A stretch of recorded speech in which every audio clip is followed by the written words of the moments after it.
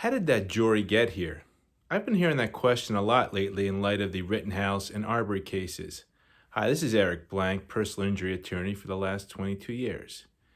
The jury process, which is called jury selection, or in law we call it a term called voir dire, is a process by which a number of people are asked questions and the process is narrowed down to finally selecting a jury. Now, this process varies by state, but how it starts, at least here in Nevada, is you receive a jury summons. You've probably gotten that in the mail, probably not thrilled to see it, directing you to report to court on a given day, and then you're put in what's called a jury pool. Now, each courtroom may operate differently, and the jury pool is then sent to a given courtroom.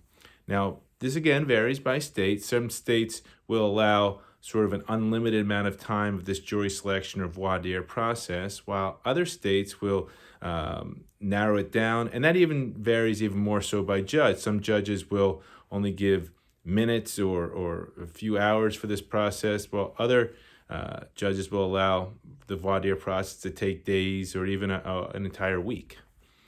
During this process, what happens is potential jurors are asked questions by attorneys, and the attorneys are trying to figure out if a person could be impartial in viewing the case and hear all the facts and evidence before rendering any kind of verdict. Because oftentimes I hear the question, that jury doesn't look like me. It's not my race, not my ethnicity, not my sexual orientation, or my gender. How is this a jury of my peers? Well, the process of jury selection or voir dire is intended to narrow this down, to find people who may have biases, to find people who could not hear facts and evidence objectively, to figure out how they would rule on a given case. So the process is intended to weed out individuals who cannot be fair or impartial.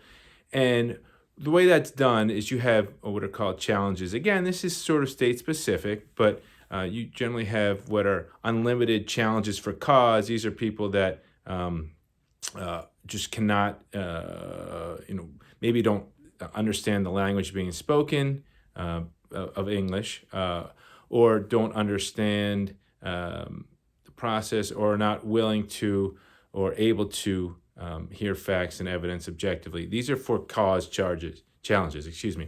You also have challenges that are there are a limited number of these, but you can, at least here in Nevada, you can ask people to be left off for any non-discriminatory reasons. It doesn't have to be stated, and you have a limited number of these challenges.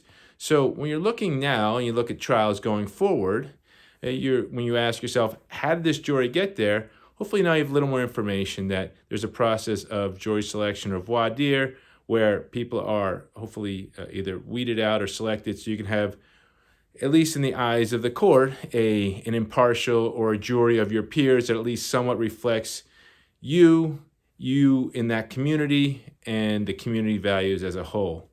Again, this is Eric Blank, your personal injury attorney for the last 22 years. Have a great Thanksgiving and great holiday.